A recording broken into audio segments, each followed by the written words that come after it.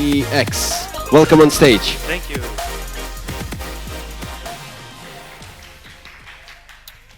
Hi, thank you very much. Just want to see if this works. Yes, it works. Awesome. I don't have my speaker's notes though, so okay.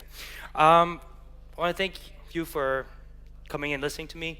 Basically, I thought that this was going to be a little bit more about just introducing of what APX can do for startups in Lithuania, because we're based in Germany, based in Berlin. Now, I thought that this was going to be just a quick company presentation so you get to know what it is. Turns out I prepared maybe 5 minutes of presentation, but I have 20 minutes. And I like to provide value. So once I'm done with the presentation, what I'll try to do is provide a little bit of tips in terms of, I've been meeting a lot of different startups, and when you're applying or you're looking, talking to investors, what are the different things that makes a lot of sense as a startup, as a founder, what information you should provide in order to get deals, basically. So, who are we? APX, we're an early stage VC based in Berlin, and we have a 100-day Tailormade program.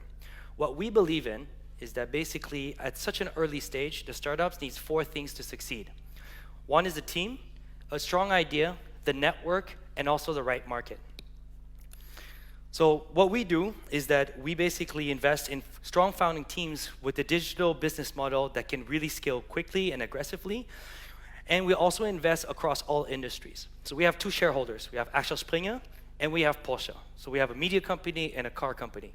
But we don't invest only in these verticals. We actually invest everything from Dogo, a dog training app, all the way to ChemSquare, which they sell patents, chemical patents. We have an industry agnostic approach, like I mentioned, and we invest very early.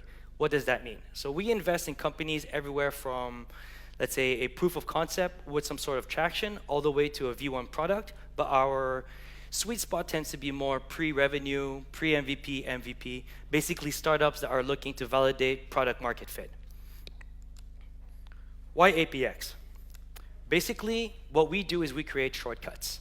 For 5% equity, we help you create shortcuts for you in terms of, for example, getting access to know-how, getting access to industry verticals. We also have mentoring sessions and such, and we have 20+ workshops that are coordinated with a program manager. Some say that we are an acceleration program. It's true and untrue at the same time. We're not like a corporate VC. We're not a corporate accelerator. We don't do these batch system like a lot of these accelerators do. We accept startups on a roll-on basis. So every month we accept 3 to 4 different startups. Once you get accepted, you join in the first week, you sit down with Corinne, our program manager, and we look at these 20 different types of workshops to figure out what is the most value for you and at what frequency makes sense for you. Other accelerators, they tend to do more like these schools, so you have classes every day, so many different workshops that sometimes it's actually quite contradicting. For us, we think that it makes more sense to tailor-made to what you need. So that also means the different workshops and at the time that makes sense for you. We also have 2 venture developers that sits in-house. So this is kind of like our internal consultancy. They sit there and you can meet with them about once or twice a week, and they focus on these 6 dimensions of what we call investment readiness. One of them, for example, is the product roadmap. So looking at, for example, what are different milestones that you need to set for your company, and what are the different KPIs that you need to set for all of these. On one hand, you get the pitch training, so you learn how to tell your story in a way that you can engage and hook an investor in. But the other side of the thing with these venture developers, they're focusing on how you can build your business the right way. So once you hook the investor in with the story, when they dive into the numbers, they really see like, oh, okay, you're building the business in a way that actually can scale very, very quickly. Another example, I'll tell you about a philosophy that we have. It's what we call the 3x, 10x challenge. So I had my own digital marketing agency in the past. I was never on a venture path, but as an entrepreneur, I realized that there's something more important than money as an entrepreneur, which is time. You can make more money, but you can't make more time. So because of that, what that means is that you really need to find the best ROI for anything that you put your time in. So this 3x, 10x challenge is looking at 3 areas of your business that is really key, that can act as a multiplier. So by focusing on these 3 key areas, whether it is, for example, like I met a company today, what they have is 6 paying customers right now. So by the end of the 100-day program, you commit to go and get 60 customers. Now, by focusing on 3 key things and aggressively multiplying that and looking for a very ambitious, even like a stretch goal, if you want to call it, 10 timing that, you'll be more focused and be able to scale your company quicker. So this is the type of philosophy that we work with. One of the strengths of our network is the mentors that we have. We have more than on these 6. This is just a sample of the different types of mentors that we have. For example, fun fact, Ramsey over here, he is the CTO of IM, and he introduced the investors, the co-founders of N26 to their own investors. So through the network, you can get mentorship, you can get know-how, expertise, and coaching, and you can also get opportunities to to meet other investors as well. Another thing that we create a shortcut to is to visibility and credibility. One of the ways that we do this is during our investor dinners. Not only do we match you with certain investors that we think would be the best fit in doing follow-on investment with you, is that we have an endorser. So in this case, actually, William Tubbs, he is the head of digital marketing for Bild, one of the biggest media in Germany, and he was endorsing Dogo. So Dogo is one of our portfolio companies that is actually Lithuanian. It's a married couple, 2 Lithuanians that started this. It's your dog's favorite app, basically. What they do is, for now, they're focusing more on training your dogs, but they want to go through the whole life cycle as well as providing, for example, medical care and advice and such like that as well. So not only do we put you in a position where you can meet investors, we also help you with your credibility. Another story, speaking of animals, we have another company we invested in that's called Hug a Pet. Hug a Pet, they basically bring pet healthcare to your home. So instead of going to the vet with your pet, the vet comes to your house. Initially, before they joined APX, they had to actually go and speak to vets in order to onboard them onto the platform. Since they joined APX, this has improved their credibility so much that the vets are actually rushing to them and signing up on their platform. So this is one of the ways that APX brand can really help you in terms of, especially if you have a marketplace, to fill up the supply or the demand. Finally, one thing that's really important is money. So what's more important than fundraising? Or what's more valuable than raising funds? Customer money. So if you have money from your customers, you don't even need money from investors. And that's one of the best ways, if you show traction, to be able to attract even more investors and higher tickets. As an example, something that we have done, one of our portfolio companies, Shopist, we actually introduced them to one of their major clients. Now, we're not a company builder. We don't promise that we'll get you customers. However, part of what we do is opening the right doors for you. Now, the reason why we invest in these founders is because we believe that they have the right mentality, the right idea, which means that in terms of what we look for in terms of a founder is someone that will do their preparation, their research. They'll be like, hey, can you introduce us to this or that person? I saw that on LinkedIn. You actually are connected. So we'll open the doors for you so that you can go on the other side prepared and be able to close and do whatever you need to do. Another example, we have a company called Remote More. And through our network, there was an event that we gave them access to. And by attending this event, they were able to close one of their customers as well. We have invested in 29 companies since March last year. We're relatively young and we do invest a lot.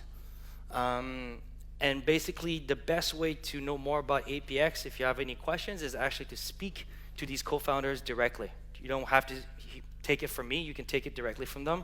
As an example, this is a direct quote from one of our co-founders, Local, and this is a type of testimonial that you will get about the value that APX can offer founders.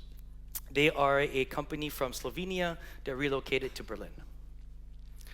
So basically for 5% equity that we ask from you, we help you build your business the right way and be able to scale in order to get more investment from investors. Join APX. Now I still have a lot of time, so I want to provide a little bit more of value. I don't know if we can even do a Q&A, But a couple of tips if you're talking to investors, if you want to join programs, and if you want to get investments from business angels or funds, VC funds, a couple of things to keep in mind. One I see a lot is a lot of people are talking about what they do and how they do it very quickly. My first advice is always start with what is the problem that you're solving. So you put the problem, you explain what the problem is, preferably in one sentence. If you spend 5 minutes explaining the problem, then you're probably not explaining the problem properly. Once you explain the problem, then you can talk about like, okay, this is what I'm offering, this is what we're doing in order to solve that problem. And then after that, organically, what you need to do is explain why is it that what you do is unique. So who are your competitors? Maybe you don't have direct competitors. Maybe you have indirect competitors. Tell them what your indirect competitors does, and then tell them how you differentiate yourself from these competitors.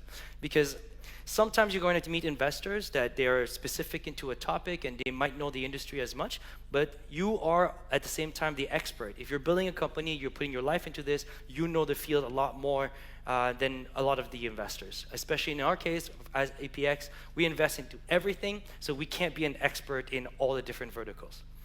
Once you are able to tell what your USP is, how you differentiate from your competitors, one of the things that I think not enough startups are doing is they don't talk about how they make their product defensible. What is it that you do that is going to make it harder for other people to jump into the space? Like, you can look at any tech giant, whether it's Facebook or Google, B2C or B2B, doesn't really matter. If they think that what you have is a great idea and they could just inject a few millions and take over you within a month, then a lot of other investors are not going to be really, they're going to be more hesitant in pouring money into you. And then finally, you need to talk about traction. And this is something that I find is very interesting, because there's some companies I'm like, hey, what type of traction do you have? They say like, oh, we don't have any revenue yet. That's okay.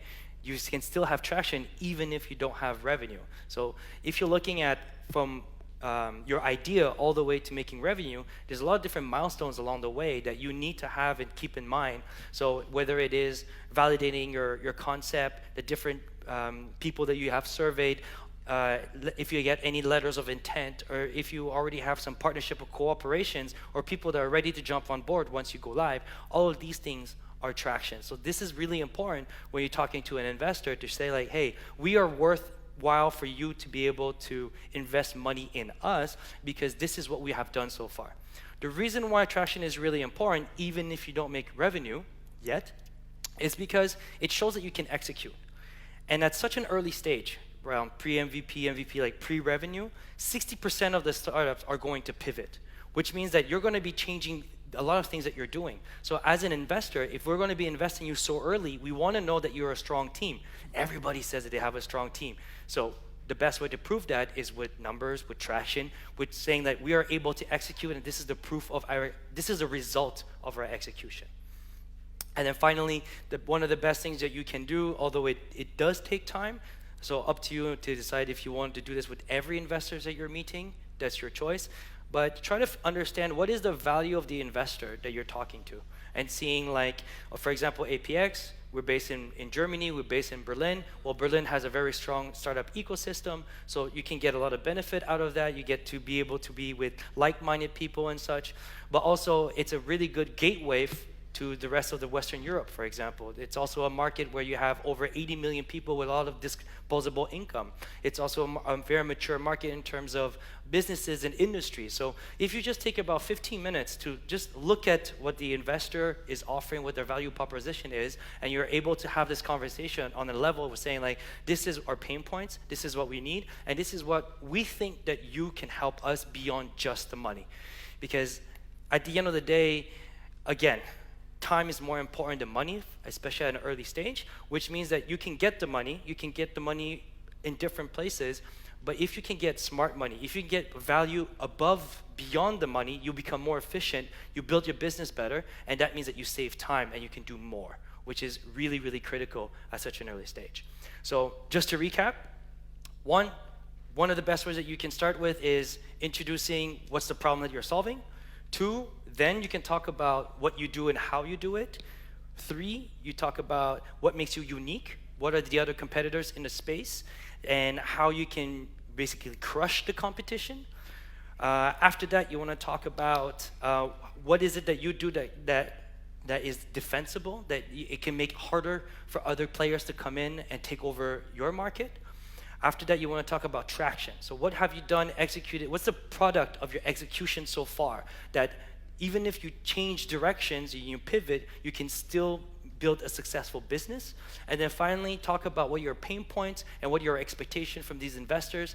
And this is an opportunity for you to really flip the table and to say, like, we need this, we're raising X amount of money, whether it's 50K or 500K or whatever it is, but it's not just about the money. What type of value can you bring us besides the money? This investor co-founder relationship is something that you're going to be working with these people. They're going to be towering over you, and you're going to have touch points most likely at least once a month. So you want to work with someone that you trust, that you feel that they provide more than just the money, and that you can actually get along with. Because if you're getting money from an investor who you don't have a strong relationship with, it's actually more damaging because it takes away from your energy, it takes away from your time. That's it. That's me for APX. Thank you very much. Thank you very much.